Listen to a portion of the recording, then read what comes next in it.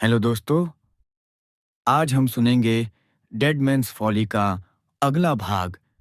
Please subscribe to my channel. चलिए शुरू करते हैं। Chapter 7। Detective inspector Bland study में एक टेबल के पीछे बैठे थे।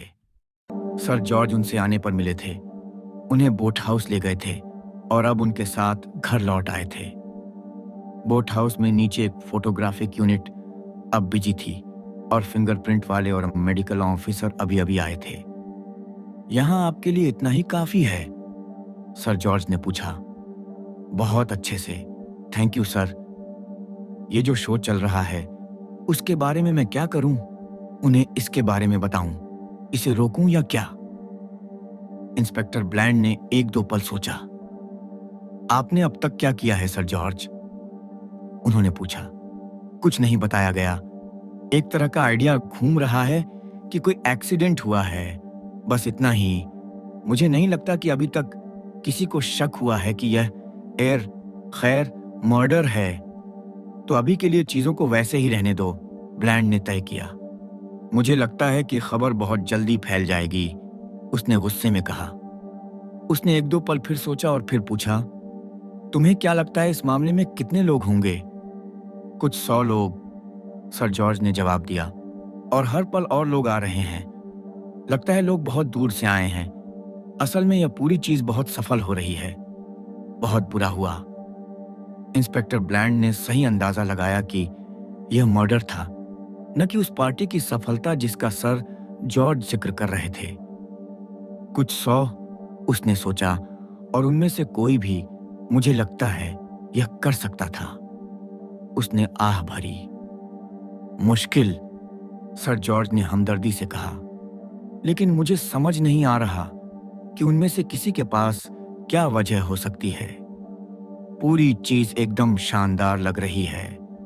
समझ नहीं आता कि कौन ऐसी लड़की का मर्डर करना चाहेगा। तुम मुझे उस लड़की के बारे में कितना बता सकते हो? वह एक लोकल लड़की थी, मैं समझता हूं। हाँ, उसके लोग खाड़ी के पास एक कॉटेज में रहते हैं। उसके पिता लोकल फार्म में से एक में काम करते हैं, मुझे लगता है पैटरसन के फार्म में।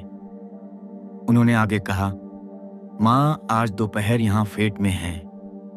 मिस ब्रूइस, वो मेरी सेक्रेटरी हैं, और वह आपको मुझसे कहीं बेहतर सब कुछ बता सकती हैं। मिस ब्रूइस ने उस औरत को आंख मारकर बुलाया और उसे कहीं चाय के कप दिए हैं। बिल्कुल, इंस्पेक्टर ने हाँ में हाँ मिलाते हुए कहा। मुझे अभी तक ठीक से पता नहीं है सर जॉर्ज कि इन सबके क्या हालात थे। वह लड़की वहां बोट हाउस में क्या कर रही थी? मुझे लगता है कि कोई मर्डर हंट या ट्रेजर हंट चल रहा है। सर जॉर्ज ने सिर हिलाया। हाँ, हम सबको यह एक अच्छा आइडिया लगा। अब यह उतना अच्छा नहीं लग रहा। मुझे लगता है कि मिस ब्रूइस शायद आपको मुझसे बेहतर समझा सकती हैं। मैं उन्हें आपके पास भेज दूंगा, ठीक है? जब तक कि आपको पहले कुछ और जानना ना हो। अभी नहीं सर जॉर्ज। हो सकता है कि बाद में मेरे पास आपसे पूछने के लिए और भी सवाल हों। कुछ लोग हैं जिनसे मैं मिलना चाहूंगा, आप और लेडी स्टब्स और वे लोग जिन्होंने बॉडी खोजी। उनमें से एक, मुझे लगता है, वह महिला नॉवेलिस्ट है जिसने इस मर्डर हंट को डिजाइन किया था, जैसा कि आप इसे कहते हैं। हाँ सही, Mrs Oliver, Mrs Ariadne Oliver. Inspector की भौहें थोड़ी ऊपर उठ गईं। ओह वाह, उसने कहा, एकदम बेस्ट सेलर। मैंने खुद उनकी बहुत सारी किताबें पढ़ी हैं। वह अभी थोड़ी परेशान है, सर जॉर्ज ने कहा। जाहिर है, मुझे लगता है। मैं उसे बता दूंगा कि तुम उसे चाहोगे, ठीक है? मुझे नहीं पता कि मेरी पत्नी कहाँ है। लगता है वह पूरी तरह से नजरों से ओझल हो गई है। शायद 200 या 300 में से कहीं। ऐसा नहीं है कि वह तुम्हें ज्यादा कुछ बता पाएगी। मेरा मतलब लड़की के बारे में या ऐसी ही किसी चीज के बारे में। तुम सबसे पहले किसे देखना चाहोगे? मुझे लगता है शायद तुम्हारी सेक्रेटरी मिस ब्रूइस, और उसके बाद लड़की की माँ। सर जॉर्ज ने सिर हिलाया और कमरे से बाहर चले गए। लोकल पुलिस कांस्टेबल रॉबर्ट हॉस्किंस ने उनके लिए दरवाजा खोला और उनके बाहर जाने के बाद बंद कर दिया। फिर उन्होंने अपनी मर्जी से एक बयान दिया जो साफ तौर पर सर जॉर्ज की कुछ बातों पर कमेंट्री के तौर पर था। लेडी स्टब्स थोड़ी परेशान हैं, सर जॉर्ज ने कहा। यहां ऊपर। उन्होंने अपने माथे पर थपथपाया। इसीलिए उन्होंने कहा था कि वह ज्यादा मदद नहीं कर पाएंगी। स्कैटी, वह ऐसी ही है। क्या उसने किसी स्थानीय लड़की से शादी की? नहीं, किसी तरह का विदेशी। कुछ लोग कहते हैं कि वह रंगीन है, लेकिन मुझे नहीं लगता कि मैं ऐसा हूं। ब्लैंड ने सिर हिलाया। वह एक पल के लिए चुप रहा, अपने सामने रखे कागज पर पेंसिल से कुछ बनाता रहा। फिर उसने एक सवाल पूछा जो साफ तौर पर ऑफ द रिकॉर्ड था। यह किसने किया, हॉस्किंस? उसने कहा।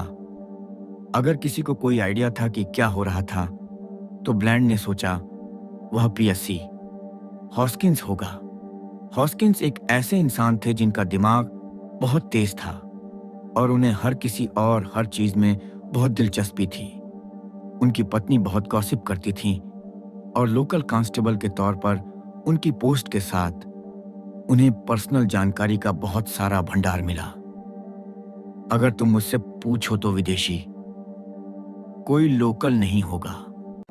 टकर ठीक हैं। अच्छा, इज्जतदार परिवार। कुल मिलाकर 9 हैं। 2 बड़ी लड़कियों की शादी हो चुकी है।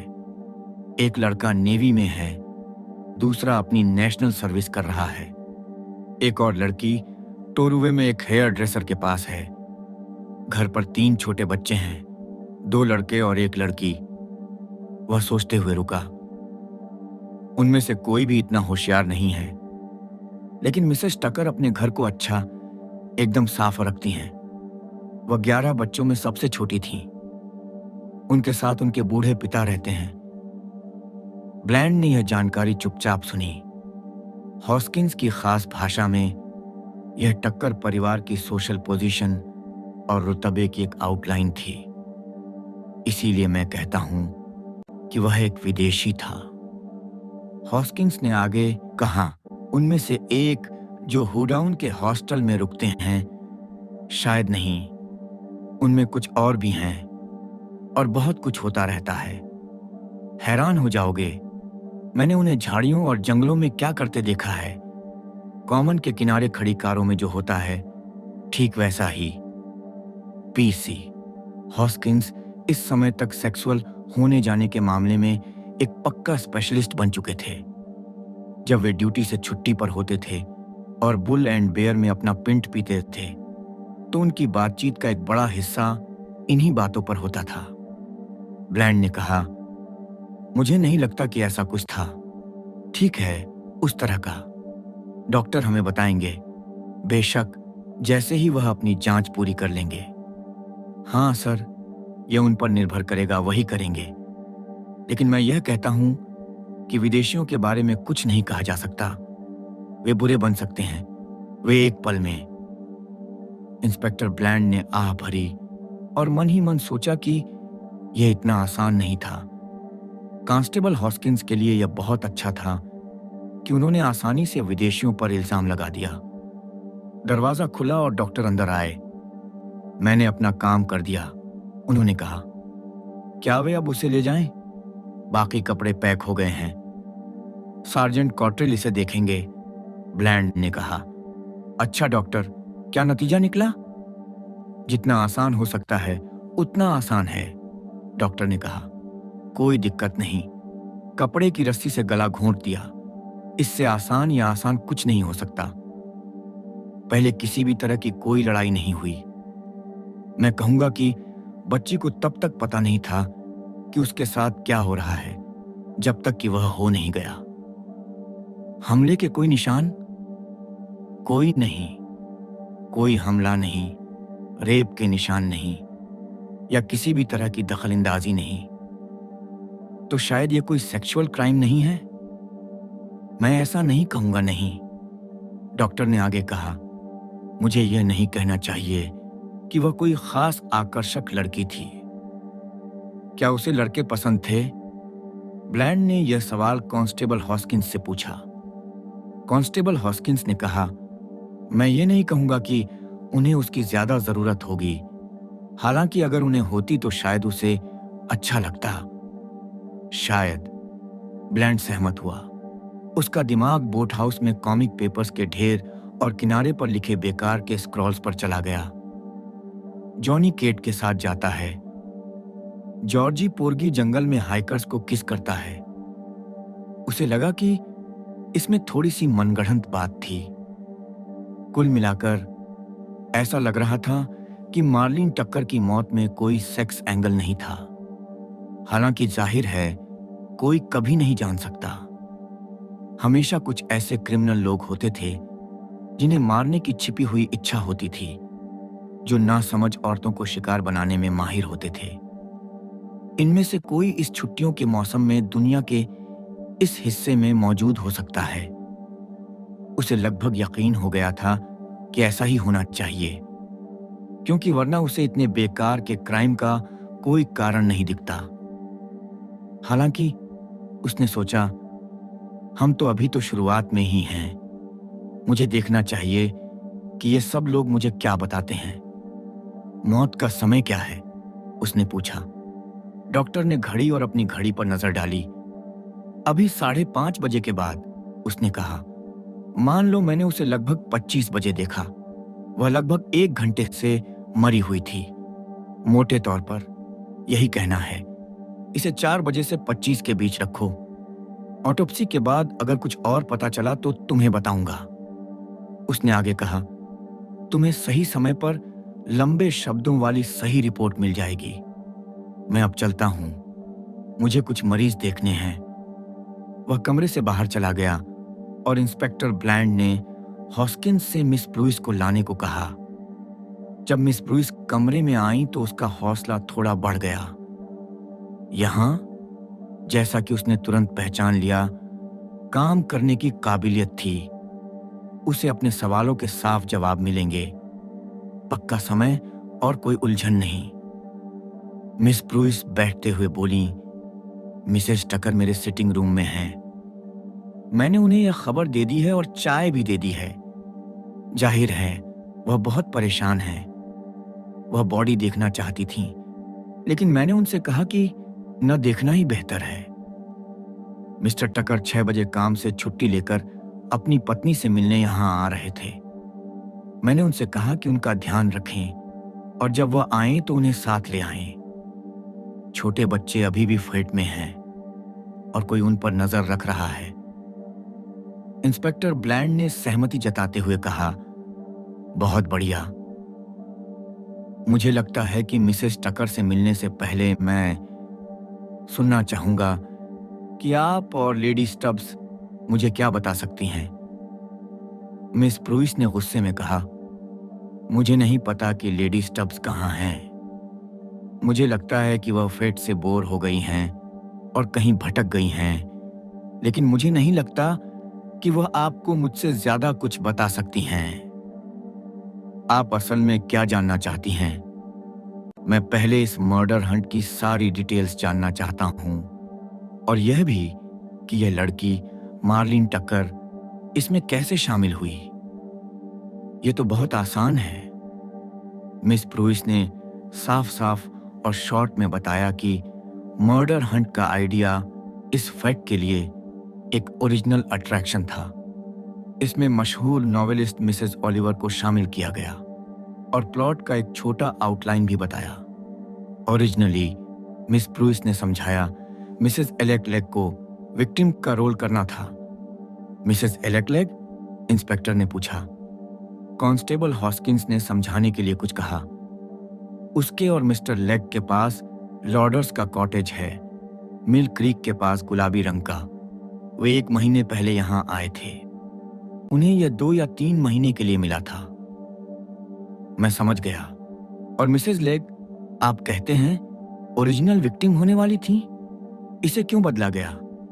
अच्छा, एक शाम मिसेस लेग ने हम सब की किस्मत बताई और वह इसमें इतनी अच्छी थी कि यह तय हुआ कि हम एक फॉर्च्यून टेलर का टेंट रखेंगे जो अट्रैक्शन में से एक होगा। और मिसेस लेक को ईस्टर्न ड्रेस पहननी होगी और मैडम जुलेका बनकर आधे क्राउन पर किस्मत बतानी होगी। मुझे नहीं लगता कि यह सच में गैर कानूनी है ना इंस्पेक्टर? मेरा मतलब है कि यह आमतौर पर इस तरह के फेट्स में किया जाता है। इंस्पेक्टर ब्लैंड हल्के से मुस्कुराए। फॉर्च्यून टेलिंग और रैफल्स को हमेशा बहुत सीरियसली नहीं लिया जाता मिस ब्रूइस, उन्होंने कहा। कभी कभी हमें एक एग्जाम्पल बनाना पड़ता है, लेकिन आमतौर पर आप टैक्टफुल होती हैं। खैर, ऐसा ही था। मिसेस लेग इस तरह हमारी मदद करने के लिए मान गईं और इसलिए हमें बॉडी बनाने के लिए किसी और को ढूंढना पड़ा। फ्लैट में लोकल गाइड हमारी मदद कर रहे थे और मुझे लगता है कि किसी ने सजेस्ट किया कि गाइड्स में से कोई एक यह काम बहुत अच्छे से करेगा। मिस ब्रूइस, यह किसने सुझाया था? सच में मुझे ठीक से नहीं पता। मुझे लगता है कि यह मिसेस मास्टरटन ने किया होगा, जो मेंबर की पत्नी है। नहीं, शायद कैप्टन वॉरबर्टन ने। सच में मुझे पक्का नहीं पता, लेकिन वैसे भी यह सुझाया गया था। क्या कोई वजह है कि इस खास लड़की को चुना जाना चाहिए था? नहीं नहीं, मुझे ऐसा नहीं लगता। उसके लोग एस्टेट में किराएदार हैं और उसकी माँ मिसेस टकर कभी कभी किचन में मदद करने आती हैं। मुझे ठीक से नहीं पता कि हमने उसे क्यों चुना। शायद उसका नाम सबसे पहले दिमाग में आया। हमने उससे पूछा और वह इसे करने के लिए बहुत खुश लग रही थी। वह पक्का यह करना चाहती थी। ओह हाँ, मुझे लगता है कि वह खुश थी। वह बहुत बेवकूफ किस्म की लड़की थी, मिस ब्रूइस ने आगे कहा। वह कोई रोल या ऐसा कुछ नहीं कर सकती थी, लेकिन यह सब बहुत आसान था और उसे लगा कि उसे दूसरों से अलग कर दिया गया है और वह इससे खुश थी। उसे असल में क्या करना था? उसे बोट हाउस में रहना था। जब वह किसी को दरवाजे पर आते सुनती तो उसे फर्श पर लेट जाना था, रस्सी अपने गले में डालनी थी और मरने का नाटक करना था। मिस ब्रूइस का लहजा शांत और काम जैसा था।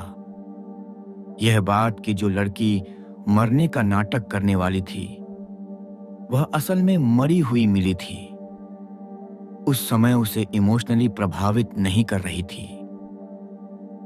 लड़की के लिए दोपहर बिताने का यह एक बोरिंग तरीका था जब वह फ्लैट में हो सकती थी, इंस्पेक्टर ब्लैंड ने सुझाव दिया।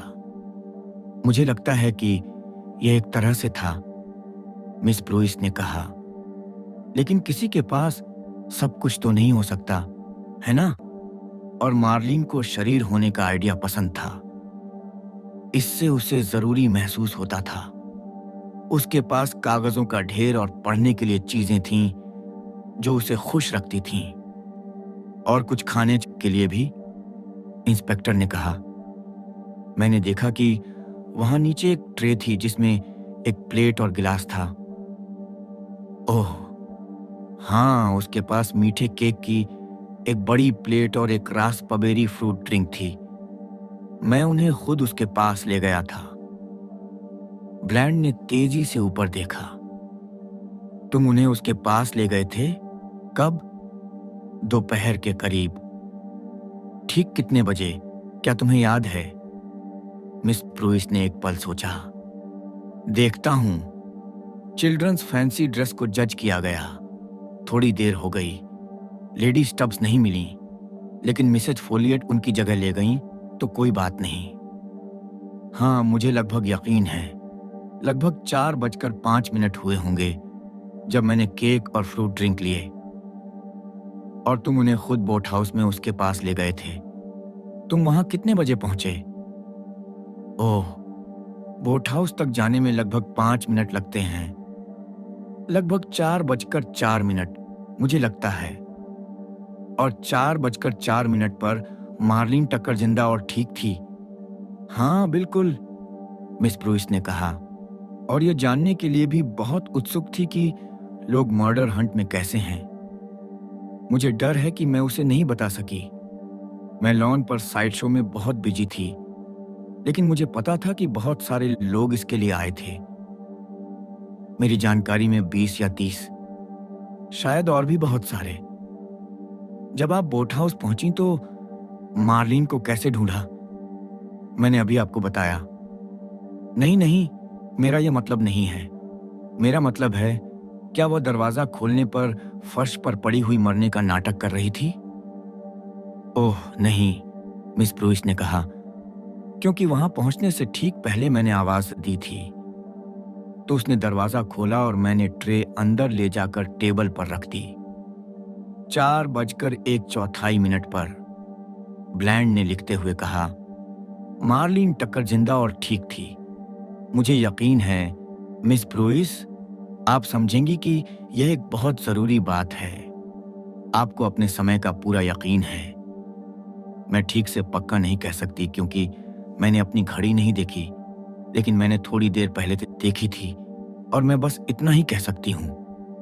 इंस्पेक्टर की बात अचानक समझ में आने पर उसने कहा, क्या आपका मतलब है कि यह उसके तुरंत बाद? बहुत ज्यादा समय नहीं हुआ होगा मिस ब्रूइस।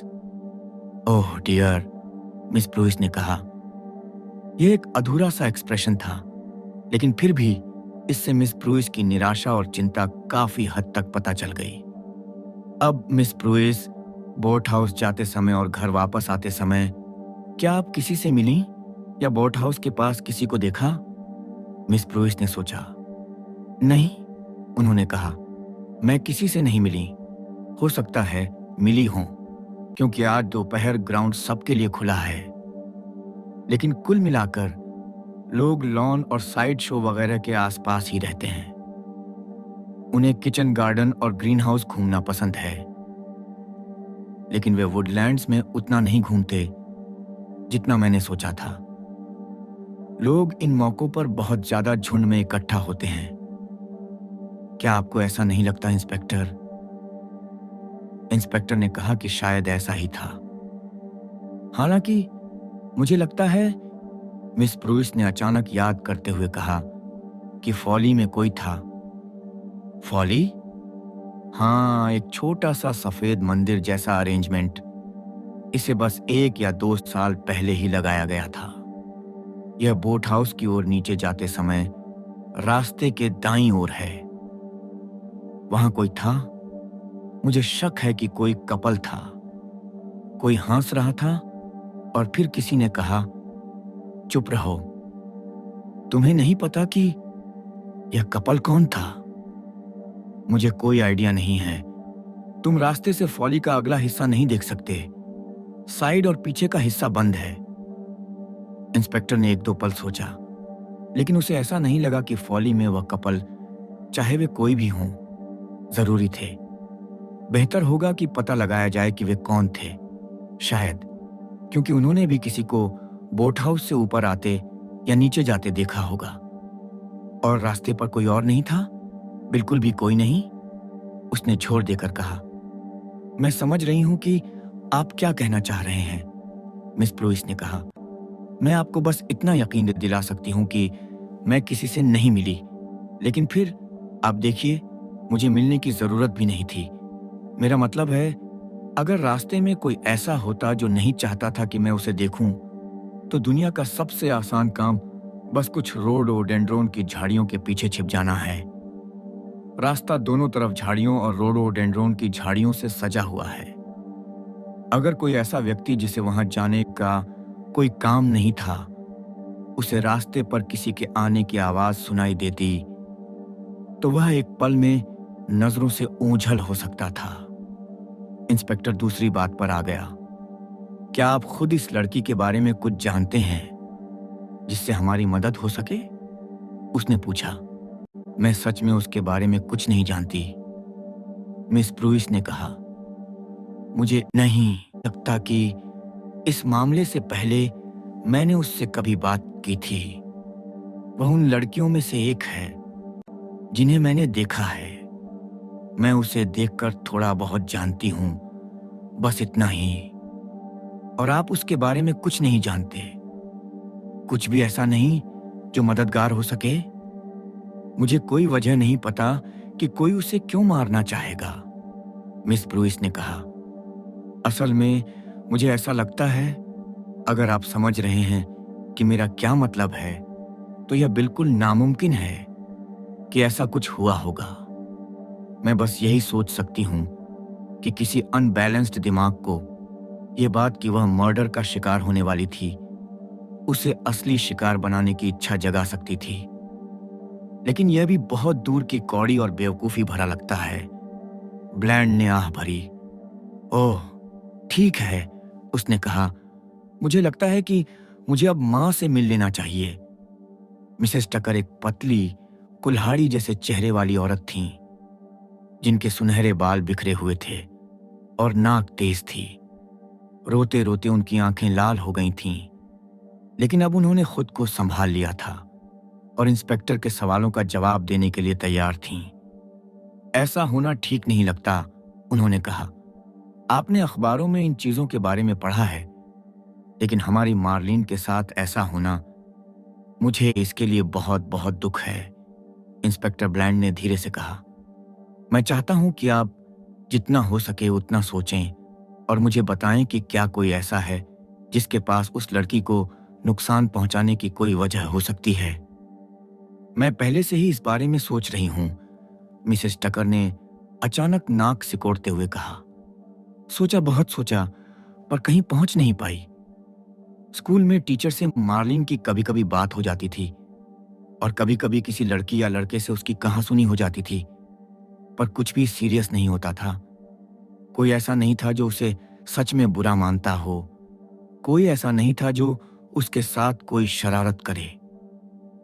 उसने तुमसे कभी किसी ऐसे इंसान के बारे में बात नहीं की जो किसी भी तरह का दुश्मन हो सकता हो? वह अक्सर बेवकूफ़ी भरी बातें मार्लिन स्कूल में करती थी, पर उस तरह की कोई बात नहीं।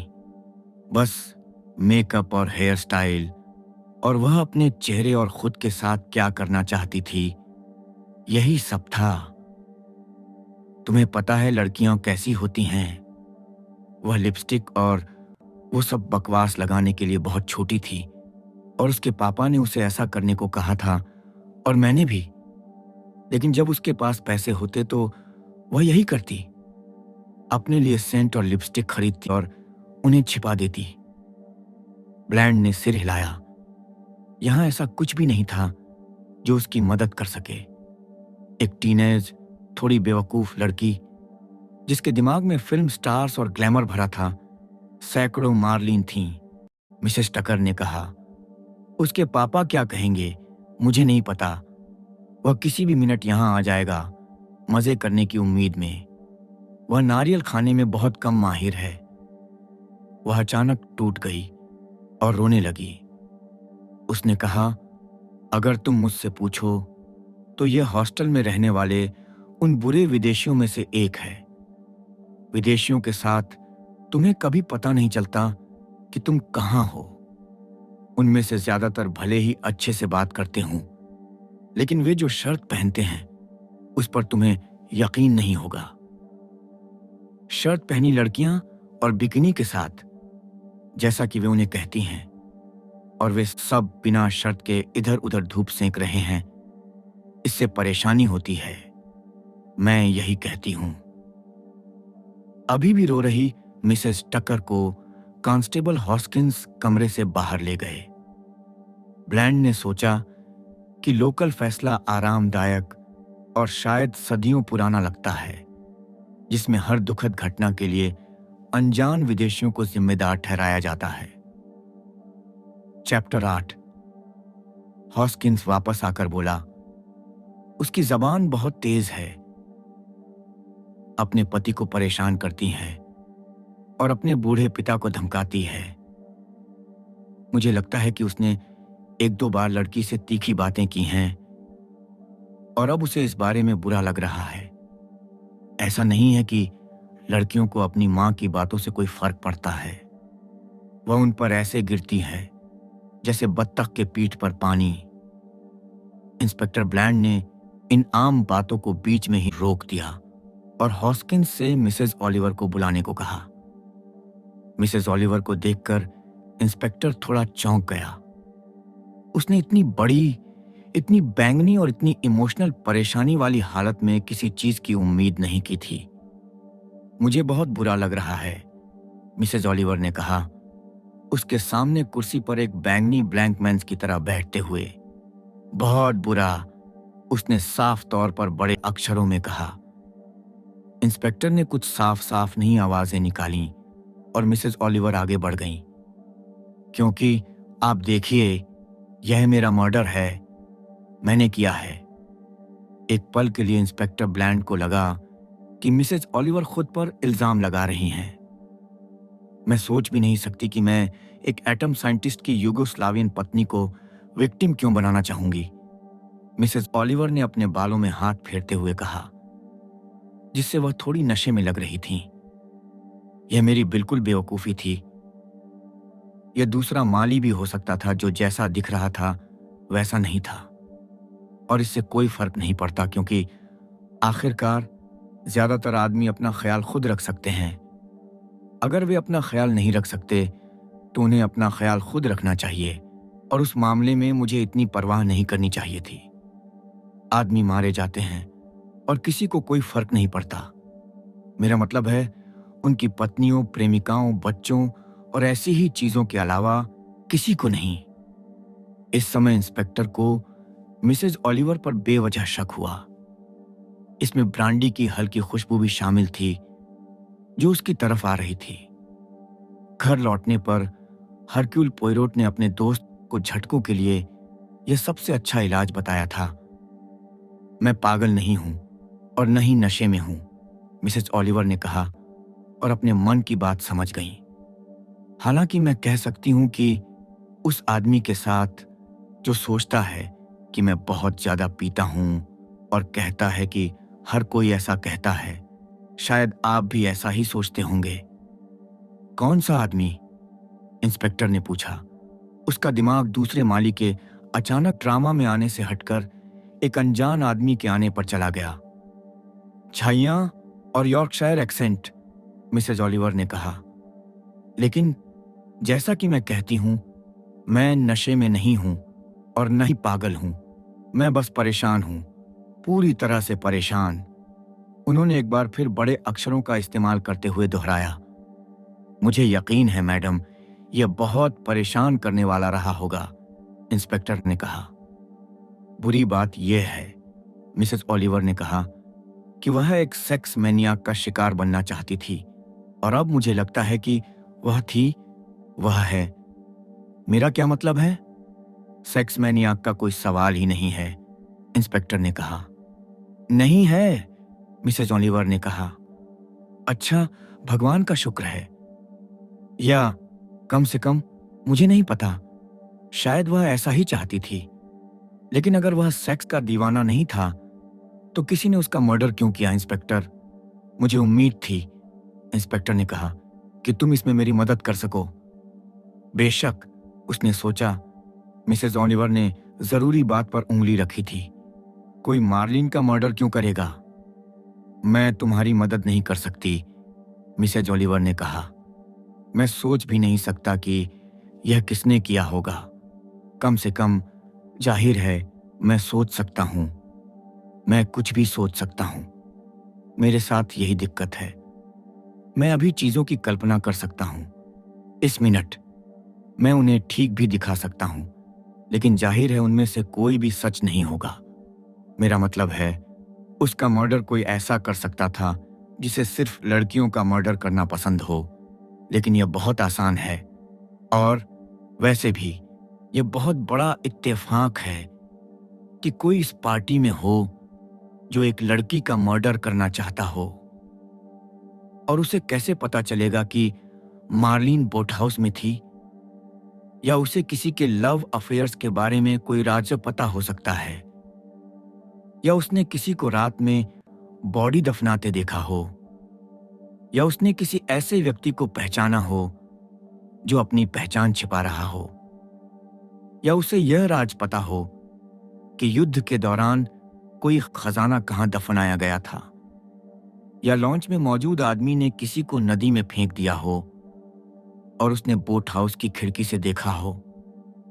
या उसे सीक्रेट कोड में कोई बहुत जरूरी मैसेज भी मिल गया हो और उसे खुद पता ना हो कि वह क्या था। प्लीज। इंस्पेक्टर ने अपना हाथ ऊपर उठाया। उसका सिर घूम रहा था। मिसेस ओलिवर बात मानते हुए रुक गईं। यह साफ था कि वह कुछ देर और इसी तरह बोल सकती थीं। हालांकि इंस्पेक्टर को लगा कि उन्होंने पहले से ही हर संभावना का अंदाजा लगा लिया था, चाहे वह हो या न हो। उनके सामने पेश की गई जानकारी की गहराई में से उन्होंने एक लाइन पकड़ी। मिसेस ओलिवर, लॉन्च में आदमी से आपका क्या मतलब था? क्या आप सिर्फ एक लॉन्च में आदमी की कल्पना कर रही हैं? किसी ने मुझे बताया कि वह एक लॉन्च में आया था, मिसेस ओलिवर ने कहा। मुझे याद नहीं कौन। मेरा मतलब है जिसके बारे में हम नाश्ते में बात कर रहे थे, उन्होंने आगे कहा। प्लीज। इंस्पेक्टर का लहजा अब गुज़ारिश भरा था। उसे पहले कोई अंदाजा नहीं था कि जासूसी कहानियों के लेखक कैसे होते हैं। वह जानता था कि मिसेस ओलिवर ने 40 के आसपास किताबें लिखी हैं। उस समय उसे यह हैरानी की बात लगी कि उन्होंने 140 नहीं लिखी। उसने एक सख्त सवाल उठाया। यह सब उस आदमी के बारे में क्या है जो नाश्ते के समय एक लॉन्च में आया था? वह नाश्ते के समय लॉन्च में नहीं आया था, मिसेज ओलिवर ने कहा। वह एक यॉट था। कम से कम मेरा मतलब यह बिल्कुल नहीं है। वह एक लेटर था। अच्छा, वह क्या था? ब्लैंड ने पूछा। एक यॉट या एक लेटर? यह एक लेटर था, मिसेस ओलिवर ने कहा। लेडी स्टब्स को एक यॉट में एक कजिन से, और वह डरी हुई थी। उन्होंने बात खत्म की। डरी हुई? किस बात की? उससे, मुझे लगता है, मिसेस ओलिवर ने कहा। कोई भी इसे देख सकता था। वह उससे डरी हुई थी और वह नहीं चाहती थी कि वह आए, और मुझे लगता है कि इसीलिए वह अब छिपी हुई है। छिपी हुई? इंस्पेक्टर ने कहा। खैर, वह कहीं आस पास नहीं है, मिसेस ओलिवर ने कहा। सब उसे ढूंढ रहे हैं, और मुझे लगता है कि वह इसलिए छिपी है क्योंकि वह उससे डरती है और उससे मिलना नहीं चाहती। यह आदमी कौन है? इंस्पेक्टर ने पूछा। बेहतर होगा कि आप मिस्टर पोयरोट से पूछें, मिसेस ओलिवर ने कहा, क्योंकि उसने उससे बात की थी और मैंने नहीं। उसका नाम एस्टेबन है। नहीं, ऐसा नहीं है। यह मेरी साजिश में था। डिसूसा, यही उसका नाम है, एटियन डिसूसा। लेकिन एक और नाम ने इंस्पेक्टर का ध्यान खींचा। आपने किसे कहा? उसने पूछा। Mister Poirot? हाँ, हरक्यूल पोयरोट। जब हमें बॉडी मिली तो वह मेरे साथ था। हरक्यूल पोयरोट। अब मैं सोच रही हूं, क्या यह वही आदमी हो सकता है? एक बेल्जियन, बहुत बड़ी मूंछों वाला एक छोटा आदमी, एक बहुत बड़ी मूंछें। मिसेज ओलिवर ने सहमति जताई। हाँ, क्या आप उसे जानते हैं? मुझे उससे मिले हुए कई साल हो गए हैं। उस समय मैं एक जवान सार्जेंट था। तुम उससे एक मर्डर केस में मिले थे? हाँ, मिले थे। वह यहां नीचे क्या कर रहा है? उसे इनाम देने थे, मिसेज ओलिवर ने कहा। यह जवाब देने से पहले वह थोड़ी देर हिचकिचाई, लेकिन इंस्पेक्टर को पता नहीं चला। और जब तुम्हें बॉडी मिली थी तब वह तुम्हारे साथ था, ब्लैंड ने कहा। मैं उससे बात करना चाहता हूं। क्या मैं उसे तुम्हारे लिए ले आऊं? मिसेज ओलिवर ने उम्मीद से अपने बैंगनी कपड़े समेटे। मैडम, आप और कुछ नहीं बता सकती? क्या आपको लगता है कि इससे हमारी किसी भी तरह से मदद मिल सकती है? मुझे ऐसा नहीं लगता, मिसेज ओलिवर ने कहा। मुझे कुछ नहीं पता। जैसा कि मैंने कहा, मैं इसके कारण सोच सकता हूं। इंस्पेक्टर ने उनकी बात बीच में ही काट दी। वह मिसेज ओलिवर के सोचे समझे सॉल्यूशन के बारे में और नहीं सुनना चाहता था। वे बहुत ज्यादा कंफ्यूजिंग थे। बहुत बहुत धन्यवाद मैडम, उसने तेजी से कहा। अगर आप मिस्टर पोयरोट को यहां आकर मुझसे बात करने के लिए कहेंगी तो मैं आपका बहुत एहसानमंद होऊंगा। मिसेस ओलिवर कमरे से बाहर चली गईं। पीएसई हॉस्किंस ने दिलचस्पी से पूछा, ये मिस्टर पोयरोट कौन है सर? आप शायद उसे चीखने वाला कहेंगे, इंस्पेक्टर ब्लैंड ने कहा। एक तरह का म्यूजिक हॉल पैरोडी है किसी फ्रेंचमैन का, लेकिन असल में वह एक बेल्जियन है। लेकिन अपनी अजीब बातों के बावजूद उसके पास दिमाग है। अब उसकी उम्र काफी हो गई होगी। इस डिसूसा के बारे में क्या? कांस्टेबल ने पूछा। क्या आपको लगता है कि इसमें कुछ है सर? इंस्पेक्टर ब्लैंड ने सवाल नहीं सुना। वह एक ऐसी बात से हैरान था जो उसे कई बार बताई जा चुकी थी, लेकिन अब जाकर समझ में आने लगी थी। पहले सर जॉर्ज चिढ़े हुए और घबराए हुए थे। लगता है मेरी पत्नी गायब हो गई है। मुझे समझ नहीं आ रहा कि वह कहां गई है। फिर मिस ब्रूइस ने नफरत से कहा, लेडी स्टब्स कहीं नहीं मिल रही थीं। वह शो से बोर हो गई थीं। और अब मिसेस ओलिवर अपनी थ्योरी के साथ कि लेडी स्टब्स छिपी हुई हैं। अरे क्या? उन्होंने बेपरवाही से पूछा। कांस्टेबल हॉस्किंस ने अपना गला साफ किया। मैं आपसे पूछ रहा था सर कि क्या आपको लगता है कि डी सूसा के इस मामले में कुछ है, चाहे वह कोई भी हो? कांस्टेबल हॉस्किंस इस बात से साफ तौर पर खुश थे कि केस में विदेशियों की भीड़ के बजाय एक खास विदेशी को लाया गया है। लेकिन इंस्पेक्टर ब्लैंड का दिमाग कुछ और ही सोच रहा था। मुझे लेडी स्टब्स चाहिए, उन्होंने रूखेपन से कहा। उसे मेरे लिए पकड़ो। अगर वह आसपास नहीं है तो उसे ढूंढो। हॉस्किंस थोड़े परेशान दिखे, लेकिन वह बात मानते हुए कमरे से बाहर चले गए। दरवाजे पर वह रुके और हरक्यूल पोयरोट को अंदर आने देने के लिए थोड़ा पीछे हट गए।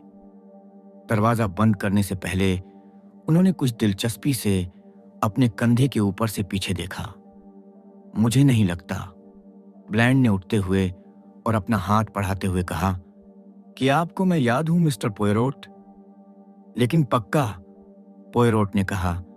यह है, अब मुझे एक पल दो, बस थोड़ा सा पल। यह युवा सार्जेंट है। हाँ, सार्जेंट ब्लैंड, जिससे मैं 14 नहीं 15 साल पहले मिला था। बिल्कुल सही। क्या याद है? बिल्कुल नहीं। जब तुम मुझे याद करते हो तो मैं तुम्हें क्यों नहीं याद करूं? ब्लैंड ने सोचा, हरक्यूल पोयरोट को भूलना मुश्किल होगा और यह पूरी तरह से तारीफ के लिए नहीं था। तो तुम यहां हो मिस्टर पोयरोट, उसने कहा। एक बार फिर एक मर्डर में मदद कर रहे हो। तुम सही हो, पोयरोट ने कहा। मुझे यहां मदद करने के लिए बुलाया गया था। मदद करने के लिए बुलाया गया था। ब्लैंड परेशान लग रहा था। पोयरोट ने जल्दी से कहा, मेरा मतलब है, मुझे यहां इस मर्डर हंट की कीमत बताने के लिए कहा गया था। तो मिसेस ओलिवर ने मुझे बताया। उसने तुम्हें और कुछ नहीं बताया? पोयरोट ने यह साफ लापरवाही से कहा। वह यह जानने के लिए बेचैन था कि क्या मिसेस ओलिवर ने इंस्पेक्टर को उन असली वजहों का कोई हिंट दिया था जिनकी वजह से उसने पोयरोट के डेवोन जाने पर जोर दिया था। मुझे और कुछ नहीं बताया। उसने मुझे बातें बताना कभी बंद नहीं किया। लड़की के मर्डर का हर मुमकिन और नामुमकिन मकसद। उसने मेरा सिर घुमा दिया। उफ, क्या इमेजिनेशन है। वह अपनी इमेजिनेशन से गुजारा करती है, मोनेमी, पोयरोट ने रूखेपन से कहा। उसने डी सूसा नाम के एक आदमी का जिक्र किया। क्या उसने यह सोचा था? नहीं, यह एक सच्ची बात है। ब्रेकफास्ट में एक लेटर और एक यॉट और एक लॉन्च में नदी पर आने के बारे में कुछ था। मुझे कुछ समझ नहीं आ रहा था। पोयरोट ने सफाई देनी शुरू की। उसने नाश्ते की टेबल पर हुए सीन, चिट्ठी, लेडी स्टब्स के सिरदर्द के बारे में बताया। मिसेस ओलिवर ने कहा कि लेडी स्टब्स डरी हुई थीं। क्या आपको लगता है कि वह भी डरी हुई थीं? मुझे तो यही लगा। अपने इस कजिन से डरती हैं? क्यों? पोयरोट ने कंधे उचकाए। मुझे कोई आइडिया नहीं है। उसने मुझे बस इतना बताया कि वह बुरा था, एक बुरा आदमी। वह, तुम समझ रहे हो, थोड़ी सीधी सादी है, सब नॉर्मल। हाँ, ऐसा लगता है कि यहाँ सब जानते हैं। उसने ये नहीं बताया कि वह इस डिसूसा से क्यों डरती थी। नहीं, लेकिन तुम्हें लगता है कि उसका डर असली था? अगर ऐसा नहीं था तो वह बहुत चालाक एक्ट्रेस है, पोयरोट ने रूखेपन से कहा। मुझे इस केस के बारे में कुछ अजीब ख्याल आने लगे हैं, ब्लैंड ने कहा। वह उठा और बेचैनी से इधर उधर घूमने लगा। मुझे लगता है यह उस बददुआ औरत की गलती है। मिसेस ओलिवर की? हाँ, उसने मेरे दिमाग में बहुत सारे मेलोड्रामेटिक आइडिया डाले हैं। और तुम्हें लगता है कि वे सच हो सकते हैं? सभी नहीं, जाहिर है, लेकिन उनमें से एक या दो शायद उतने अजीब न हों जितने वे लग रहे थे।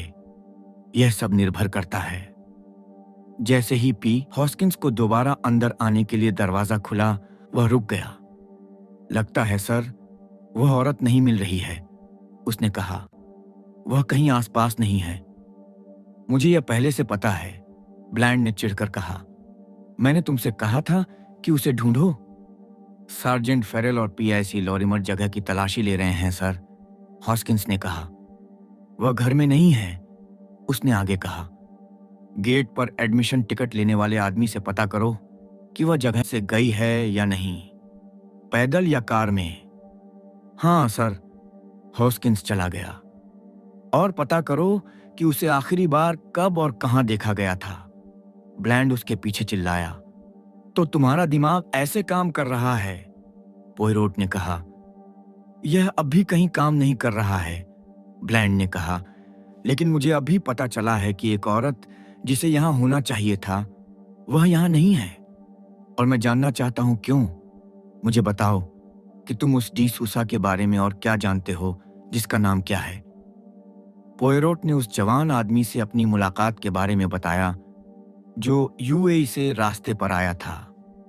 वह शायद अभी भी यहीं फ्लैट में होगा, उसने कहा। क्या मैं सर जॉर्ज को बता दूं कि आप उससे मिलना चाहते हैं? 1 या 2 मिनट के लिए नहीं, ब्लैंड ने कहा। मैं पहले थोड़ा और जानना चाहता हूं। आपने खुद लेडी स्टब्स को आखिरी बार कब देखा था? पोयरोट ने अपना दिमाग पीछे खींचा। उसे ठीक से याद करना मुश्किल हो रहा था।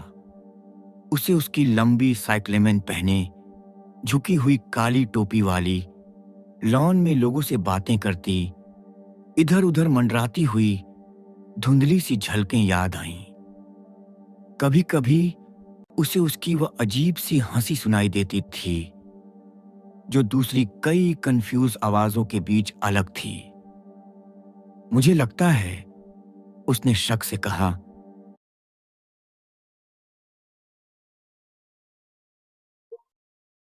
अभी 4 बजे से ज्यादा देर नहीं हुई होगी। और तब वह कहां थी और किसके साथ थी? वह घर के पास लोगों के एक ग्रुप के बीच में थी। क्या वह वहां थी जब डी सूसा आया? मुझे याद नहीं। मुझे ऐसा नहीं लगता। कम से कम मैंने उसे देखा तो नहीं। सर जॉर्ज ने डी सूसा को बताया कि उसकी पत्नी कहीं आसपास है। मुझे याद है, वह हैरान था कि वह चिल्ड्रंस फैंसी ड्रेस को जज नहीं कर रही थी जैसा उसे करना चाहिए था। डिसूसा के आने का समय क्या था? मुझे लगता है लगभग 4:30 बजे होंगे। मैंने अपनी घड़ी नहीं देखी, इसलिए मैं आपको ठीक ठीक नहीं बता सकता। और लेडी स्टब्स उसके आने से पहले गायब हो गई थीं। ऐसा लगता है शायद वह उससे न मिलने के लिए भाग गई, इंस्पेक्टर ने कहा।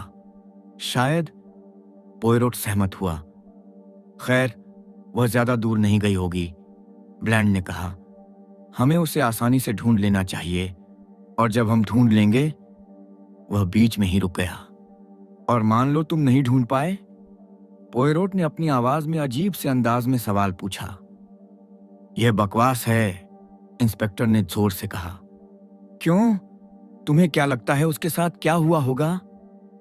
पोयरोट ने कंधे उचकाए। क्या सच में? कोई नहीं जानता। बस इतना पता है कि वह गायब हो गई है। चुप हो जाओ मिस्टर पोयरोट, तुम इसे बहुत डरावना बना रहे हो। शायद यह डरावना है, इंस्पेक्टर ने सख्ती से कहा। हम मार्लिन टकर के मर्डर की जांच कर रहे हैं। लेकिन जाहिर है, तो डिसूसा में इतनी दिलचस्पी क्यों? क्या आपको लगता है कि उसने मार्लिन टकर को मारा? इंस्पेक्टर ब्लैंड ने बिना मतलब के जवाब दिया। वह औरत है। पोयरोट हल्के से मुस्कुराए। मिसेस ओलिवर, आपका मतलब? हाँ, देखिए मिस्टर पोयरोट, मार्लिन टक्कर के मर्डर का कोई मतलब नहीं बनता। इसका कोई मतलब ही नहीं बनता। यहां एक आम बल्कि बेवकूफ बच्चा गला घोंटकर मारा हुआ मिला है और किसी भी मुमकिन मकसद का कोई इशारा नहीं है। और मिसेस ओलिवर ने आपको कोई मकसद बताया? कम से कम एक डोइन के साथ। उनमें से उसने कहा कि मार्लिन को किसी के सीक्रेट लव अफेयर के बारे में पता हो सकता है, या मार्लिन ने किसी का मर्डर होते देखा हो सकता है, या उसे पता हो कि कोई गड़ा हुआ खजाना कहां छिपा है, या उसने बोट हाउस की खिड़की से डिसूसा का कोई एक्शन देखा हो जब वह नदी में ऊपर जा रहा था। और इनमें से कौन सी थ्योरी तुम्हें पसंद आई, मोनचेयर? मुझे नहीं पता, लेकिन मैं उनके बारे में सोचने से खुद को रोक नहीं पा रहा हूं। सुनो मिस्टर पोयरोट, ध्यान से सोचो। लेडी स्टब्स ने आज सुबह तुमसे जो कहा, उसके हिसाब से क्या तुम ये कहोगे कि वह अपने कजिन के आने से डर रही थी, क्योंकि शायद उसे उसके बारे में कुछ पता चल जाए जो वह अपने पति को नहीं बताना चाहती थी? या तुम यह कहोगे कि यह उस आदमी का सीधा पर्सनल डर था? पोयरोट को अपने जवाब में कोई झिझक नहीं हुई। मुझे कहना चाहिए कि यह उस आदमी का सीधा पर्सनल डर था। इंस्पेक्टर ब्लैंड ने कहा। ठीक है, अगर वह अभी भी इस जगह के बारे में है तो मुझे इस युवक से थोड़ी बात करनी चाहिए। चैप्टर 9। हालांकि उसमें कांस्टेबल हॉस्किंस जैसी विदेशियों के प्रति कोई गहरी नफरत नहीं थी, फिर भी इंस्पेक्टर ब्लैंड को एटियन डिसूसा तुरंत नापसंद हो गए। उस नौजवान की शानदार शान, उसके कपड़ों का परफेक्ट होना, उसके चमकीले बालों की फूलों जैसी खुशबू, सब मिलकर इंस्पेक्टर को परेशान कर रहे थे। डिसूसा को खुद पर पूरा भरोसा था। वह बहुत आराम से था। उसने शालीनता से पर्दा करके एक तरह का अलग थलग मनोरंजन भी दिखाया। उसने कहा, यह मानना होगा कि जिंदगी सरप्राइज से भरी है। मैं यहां छुट्टियों में क्रूज पर आता हूं। मैं खूबसूरत नजारों की तारीफ करता हूं। मैं एक छोटे कजिन के साथ दोपहर बिताने आता हूं जिसे मैंने सालों से नहीं देखा था। और क्या होता है, पहले मैं एक तरह के कार्निवल में खो जाता हूं जिसमें नारियल मेरे सिर के पास से गुजर रहे होते हैं, और उसके तुरंत बाद कॉमेडी से ट्रेजेडी में बदलते हुए मैं एक मर्डर में फंस जाता हूं। उसने सिगरेट जलाई, गहरा कश लिया और कहा, इस मर्डर से मेरा कोई लेना देना नहीं है। सच कहूं तो मुझे समझ नहीं आ रहा कि आप मेरा इंटरव्यू क्यों लेना चाहते हैं। आप यहां एक अजनबी के तौर पर आए थे, मिस्टर डिसूसा। डिसूसा ने बीच में ही टोकते हुए कहा, और अजनबी लोग शक करने वाले होते हैं, है ना? नहीं नहीं, बिल्कुल नहीं सर। नहीं, आप मेरा मतलब नहीं समझे। आपकी यॉट, मुझे पता है, हेल्म माउथ में खड़ी है। हाँ, और आप आज दोपहर मोटर लॉन्च में नदी पर आए थे। फिर से? हाँ। जब आप नदी पर आए तो क्या आपने अपने दाईं ओर नदी में एक छोटा सा बोट हाउस देखा जिसकी छत छप्पर की थी और उसके नीचे थोड़ी सी मूरिंग थी? डिसूसा ने अपना सुंदर सांवला सिर पीछे किया और सोचते हुए भौहें चढ़ाईं। मुझे देखने दो। वहां एक छोटी सी खाड़ी और एक छोटा सा ग्रे टाइल वाला घर था। मिस्टर डिसूसा, नदी में उससे भी आगे, पेड़ों के बीच। हाँ, अब मुझे याद आया। बहुत खूबसूरत जगह। मुझे नहीं पता था कि यह इस घर से जुड़ा बोट हाउस है। अगर मुझे पता होता तो मैं अपनी नाव वहीं खड़ी करके किनारे पर आ जाता। जब मैंने रास्ता पूछा तो मुझे बताया गया कि मैं फेरी तक आऊं और वहां कुएं पर किनारे पर उतर जाऊं। बिल्कुल, और तुमने यही किया। मैंने यही किया। तुम बोट हाउस पर या उसके पास नहीं उतरे। डिसूसा ने अपना सिर हिलाया। क्या तुमने वहां से गुजरते समय बोट हाउस पर किसी को देखा? किसी को देखा? नहीं। क्या मुझे किसी को देखना चाहिए था? यह बस एक संभावना थी। देखिए मिस्टर डिसूसा, जिस लड़की की हत्या हुई थी वह आज दोपहर बोट हाउस में थी। उसे वहीं मारा गया था और उसे उस समय मारा गया होगा जब आप वहां से गुजर रहे थे। फिर से डिसूसा ने अपनी भौहें चढ़ाईं। तुम्हें लगता है कि मैं इस मर्डर का गवाह हो सकता हूं? मर्डर बोट हाउस के अंदर हुआ था, लेकिन तुमने लड़की को देखा होगा। हो सकता है उसने खिड़की से बाहर देखा हो या बालकनी में आई हो। अगर तुमने उसे देखा होता तो कम से कम हमारे लिए मौत का समय कम हो जाता। अगर जब तुम गुजरे थे तो वह जिंदा होती। आह, मैं समझ गया। हाँ, मैं समझ गया। लेकिन मुझसे खास तौर पर क्यों पूछ रहे हो? हेलमाउथ से बहुत सारी नावें ऊपर नीचे आती जाती रहती हैं। प्लेजर स्टीमर, वे पूरे समय गुजरती रहती हैं। उनसे क्यों नहीं पूछते? हम उनसे पूछेंगे, इंस्पेक्टर ने कहा। डरो मत, हम उनसे पूछेंगे। तो मैं ये मान लूं कि तुमने बोट हाउस में कुछ भी अजीब नहीं देखा? कुछ भी नहीं। वहां ऐसा कुछ नहीं था जिससे पता चले कि वहां कोई था।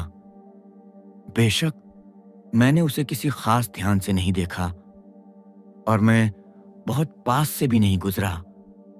जैसा तुम कह रहे हो, कोई खिड़कियों से बाहर देख रहा होगा।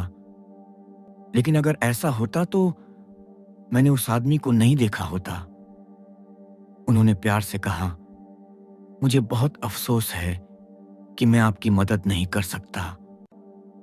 ओह, ठीक है, इंस्पेक्टर ब्लैंड ने दोस्ताना अंदाज में कहा। हम ज्यादा उम्मीद नहीं कर सकते। बस कुछ और बातें हैं जो मैं जानना चाहता हूं मिस्टर डिसूसा। हाँ? क्या आप यहाँ अकेले हैं या इस क्रूज पर आपके दोस्त भी आपके साथ हैं? कुछ समय पहले तक मेरे साथ दोस्त थे, लेकिन पिछले 3 दिनों से मैं अकेला हूं। बेशक, क्रू के साथ। और आपकी यॉट का नाम क्या है मिस्टर डिसूसा?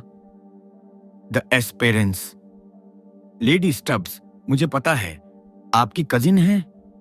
डिसूसा ने कंधे उचकाए। दूर की कजिन, बहुत पास नहीं, आइलैंड्स में। आपको समझना चाहिए, बहुत ज्यादा आपस में शादियां होती हैं।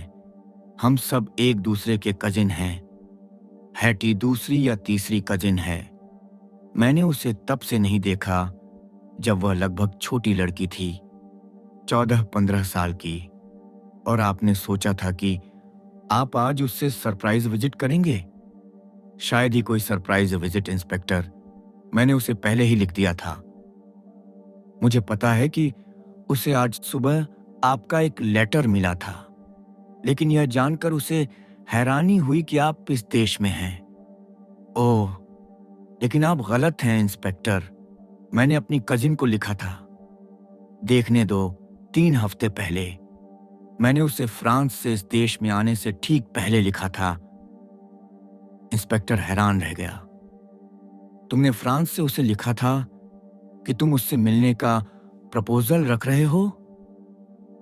हाँ, मैंने उससे कहा था कि मैं एक यॉटिंग क्रूज पर जा रहा हूं और हम शायद इसी तारीख के आसपास टोरूवे या हेलमाउथ पहुंचेंगे, और मैं उसे बाद में बताऊंगा कि मुझे ठीक कब पहुंचना है। इंस्पेक्टर ब्लैंड ने उसे घूरा। यह बात उससे बिल्कुल अलग थी जो उसे नाश्ते की टेबल पर एटियन डिसूसा के लेटर के आने के बारे में बताई गई थी। एक से ज्यादा गवाहों ने गवाही दी थी कि लेडी स्टब्स लेटर के कंटेंट को देखकर घबरा गई थीं और बहुत साफ तौर पर चौंक गई थीं। डिसूसा ने भी शांति से उसे घूरा। थोड़ी सी मुस्कान के साथ उसने अपने घुटने से धूल का एक टुकड़ा झाड़ा। क्या लेडी स्टब्स ने तुम्हारे पहले लेटर का जवाब दिया? इंस्पेक्टर ने पूछा। डिसूसा जवाब देने से पहले 1-2 पल हिचकिचाए, फिर उन्होंने कहा, याद रखना बहुत मुश्किल है। नहीं, उन्होंने आगे कहा, वह, आप जानते हैं, बहुत इंटेलिजेंट नहीं है। हालांकि मैं समझता हूं कि वह बहुत खूबसूरत औरत बन गई है। आपने उसे अभी तक नहीं देखा है? ब्लैंड ने इसे एक सवाल के रूप में कहा और डिसूसा ने एक अच्छी मुस्कान के साथ अपने दांत दिखाए। वह बहुत ही बेवजह गायब लग रही है, उन्होंने कहा।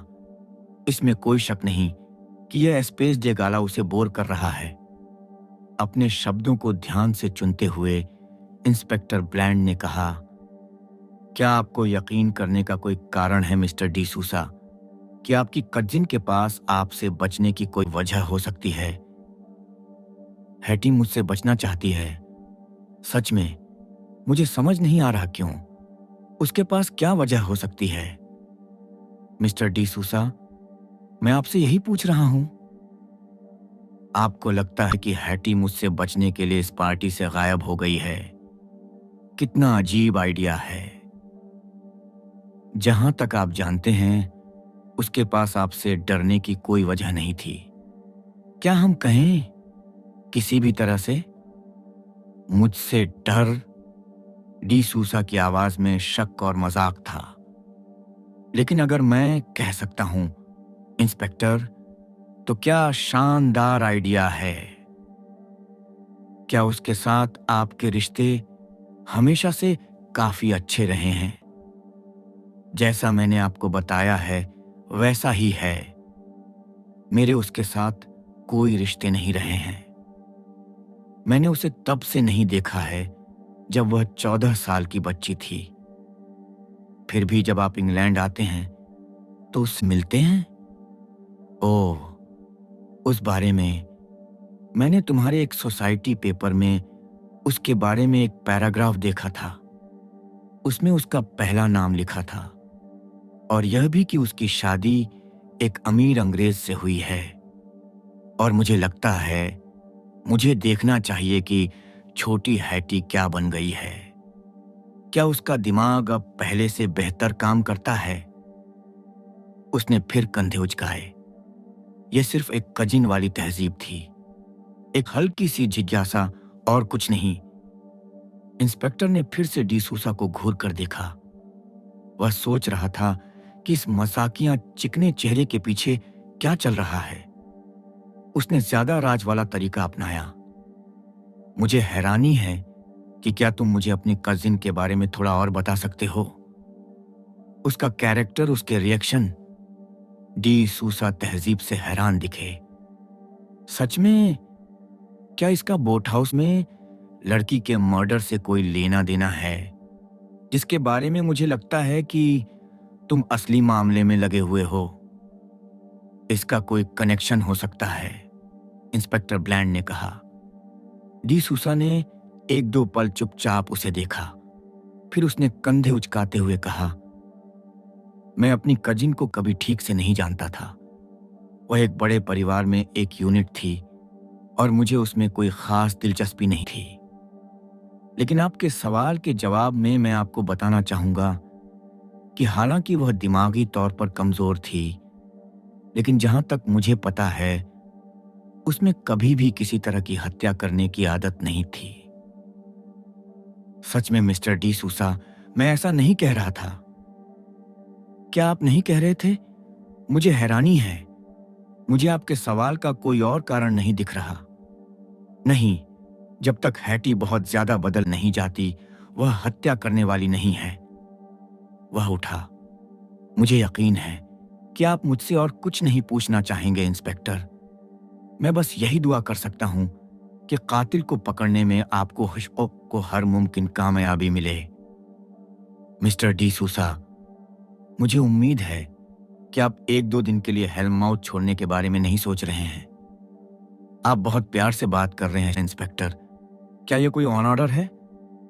बस एक रिक्वेस्ट है, सर। Thank you. मेरा प्रपोजल है कि मैं 2 दिन हेल्ममाउथ में रहूं। सर जॉर्ज ने बहुत प्यार से मुझे घर में आने और रुकने के लिए कहा है, लेकिन मैं एस्पेरेंस पर ही रहना पसंद करूंगा।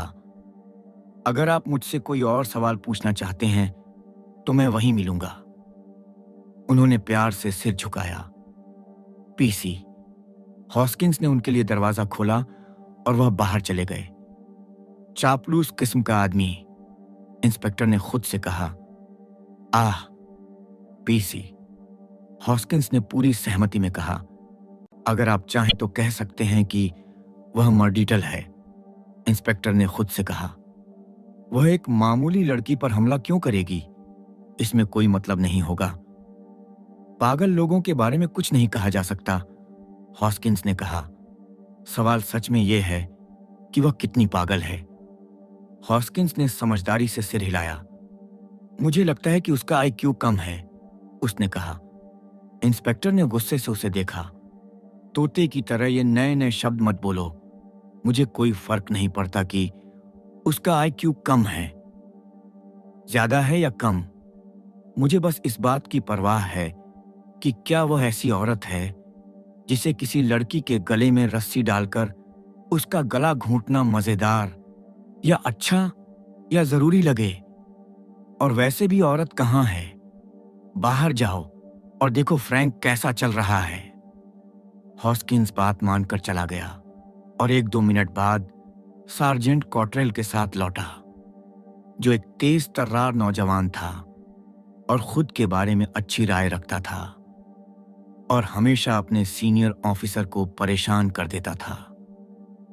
इंस्पेक्टर ब्लैंड को फ्रैंक कॉटरेल के स्मार्ट, सब कुछ जानने वाले रवैये के बजाय हॉस्किंस की गांव की समझदारी ज्यादा पसंद थी। अभी भी ग्राउंड में सर्च कर रहे हैं सर, कॉटरेल ने कहा। वह लेडी गेट से बाहर नहीं गई है। हमें इस बात का पूरा यकीन है। यह दूसरा माली है जो टिकट दे रहा है और एडमिशन के पैसे ले रहा है। वह कसम खाकर कहेगा कि वह गई नहीं है। मुझे लगता है मेन गेट के अलावा भी जाने के और रास्ते हैं। ओह हाँ सर, फेरी तक जाने का रास्ता है, लेकिन नीचे जो बूढ़ा आदमी है, मर्डेल उसका नाम है, उसे भी पूरा यकीन है कि वह उस तरफ से नहीं गई है। वह लगभग 100 साल का है, लेकिन मुझे लगता है कि काफी भरोसेमंद है। उसने साफ साफ बताया कि कैसे विदेशी आदमी अपनी लॉन्च में आया और नैसे हाउस का रास्ता पूछा। बूढ़े आदमी ने उससे कहा कि उसे गेट तक सड़क से ऊपर जाना होगा और एंट्री फीस देनी होगी, लेकिन उसने कहा कि उस आदमी को फेट के बारे में कुछ नहीं पता और कहा कि वह परिवार का रिश्तेदार है। तो बूढ़े आदमी ने उसे फेरी से जंगल के रास्ते ऊपर जाने वाले रास्ते पर भेज दिया। लगता है था मर्डेल पूरी दोपहर कुएं के आसपास ही घूम रहा था, इसलिए अगर वह उस तरफ से आई होती तो उसे पक्का पता होता कि उसने लेडीशिप को देख लिया होता। फिर ऊपर वाला गेट है जो खेतों के ऊपर से हुडाउन पार्क की ओर जाता है, लेकिन बाहर से आने वालों की वजह से उसे तार से बंद कर दिया गया है, इसलिए वह वहां से नहीं गई। लगता है वह अभी भी यहीं होगी, है ना? इंस्पेक्टर ने कहा। हो सकता है ऐसा हो, लेकिन उसे बाढ़ के नीचे से निकलकर देश के दूसरे हिस्से में जाने से रोकने के लिए कुछ नहीं है ना? सर जॉर्ज अभी भी बगल वाले हॉस्टल से यहां बिना इजाजत घुसने की शिकायत कर रहे हैं। मैं समझता हूं, अगर आप उसी तरह अंदर आ सकते हैं जिस तरह से बिना इजाजत घुसने वाले अंदर आते हैं, तो आप भी उसी तरह बाहर निकल सकते हैं, मुझे लगता है। ओह हाँ सर, बिल्कुल सर, लेकिन मैंने उसकी मेड से बात की है सर, उसने पहना है। कॉटरेल ने अपने हाथ में एक कागज देखा। साइक्लेमन क्रेप जॉर्जेट, जो भी हो, की ड्रेस, एक बड़ी काली टोपी, 4 इंच की फ्रेंच हील वाले काले कोट शूज, ऐसी चीजें नहीं जो आप क्रॉस कंट्री दौड़ के लिए पहनेंगे। उसने अपने कपड़े नहीं बदले? नहीं, मैं मेड के साथ उसमें गया था। कुछ भी मिसिंग नहीं है, कुछ भी नहीं। उसने कोई सूटकेस या ऐसा कुछ पैक नहीं किया। उसने अपने जूते भी नहीं बदले। हर जोड़ी वहां है और उसका हिसाब है। इंस्पेक्टर ब्लैंड ने त्योरियां चढ़ाईं। उसके मन में बुरी बातें आ रही थीं। उसने रूखेपन से कहा, मुझे उस सेक्रेटरी औरत को फिर से बुलाओ। ब्रूस, उसका नाम जो भी हो। मिस ब्रूइस हमेशा से ज्यादा परेशान और थोड़ी सांस फूली हुई लग रही थीं। हाँ इंस्पेक्टर, उन्होंने कहा, आप मुझे बुला रहे थे? अगर अर्जेंट नहीं है तो सर जॉर्ज बहुत बुरी हालत में हैं। और वह किस हालत में हैं? उन्हें अभी अभी एहसास हुआ है कि लेडी स्टब्स अच्छा सच में गायब हैं। मैंने उनसे कहा था कि वह शायद जंगल में टहलने गई हैं या कुछ और, लेकिन उनके दिमाग में यह बात बैठ गई है कि उनके साथ कुछ हुआ है। यह बहुत अजीब बात है। यह इतना अजीब नहीं हो सकता मिस ब्रूइस। आखिर आज दोपहर यहां एक मर्डर हुआ है। आपको पक्का नहीं लगता कि लेडी स्टब्स? लेकिन यह तो मजाकिया है। लेडी स्टब्स अपना ख्याल खुद रख सकती हैं। क्या वह रख सकती हैं? बिल्कुल रख सकती हैं। वह एक बड़ी औरत हैं, है ना? लेकिन हर तरह से वह बहुत लाचार हैं। बकवास, मिस ब्रूइस ने कहा। लेडी स्टब्स को कभी कभी बेवकूफ बनने का नाटक करना अच्छा लगता है। अगर वह कुछ नहीं करना चाहती, मैं कह सकता हूं कि इसमें उसका पति तो आ जाता है, लेकिन मैं नहीं। मिस ब्रूइस, आपको वह ज्यादा पसंद नहीं है? ब्लैंड को हल्की दिलचस्पी हुई। मिस ब्रूइस के होंठ एक पतली लाइन में बंद हो गए। उसे पसंद करना या नापसंद करना मेरा काम नहीं है, उसने कहा। दरवाजा खुला और सर जॉर्ज अंदर आए। देखो, उन्होंने गुस्से से कहा, तुम्हें कुछ करना होगा। हैटी कहाँ है? तुम्हें हैटी को ढूंढना होगा। यहां क्या हो रहा है मुझे नहीं पता। यह घटिया पार्टी, कोई खूनी पागल यहां घुस आया है, अपना आधा क्राउन देकर और बाकी सब जैसा दिखते हुए अपनी दोपहर लोगों को मारते हुए बिता रहा है। मुझे तो ऐसा ही लग रहा है। मुझे नहीं लगता कि हमें इतना बढ़ा चढ़ाकर देखने की जरूरत है। सर जॉर्ज, तुम्हारा टेबल के पीछे बैठकर चीजें लिखना बहुत अच्छा है। मुझे अपनी पत्नी चाहिए। मैं जगह की तलाशी करवा रहा हूं सर जॉर्ज। मुझे किसी ने क्यों नहीं बताया कि वह गायब हो गई है। ऐसा लगता है कि वह कुछ घंटों से गायब है। मुझे यह अजीब लगा कि वह चिल्ड्रंस फैंसी ड्रेस के सामान को जज करने नहीं आई, लेकिन किसी ने मुझे नहीं बताया कि वह सच में चली गई थी। किसी को नहीं पता था, इंस्पेक्टर ने कहा। खैर, किसी को तो पता होना चाहिए था, किसी को तो ध्यान देना चाहिए था। वह मिस ब्रूइस की तरफ मुड़ा।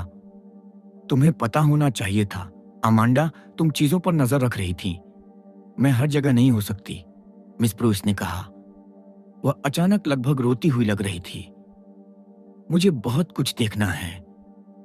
अगर लेडी स्टब्स ने भटकने का फैसला किया, भटकना? वह क्यों भटकेगी? उसके पास भटकने की कोई वजह नहीं थी, जब तक कि वह उस बेवकूफ से बचना ना चाहती हो। ब्लैंड ने मौका देखा। मैं तुमसे कुछ पूछना चाहता हूं, उसने कहा।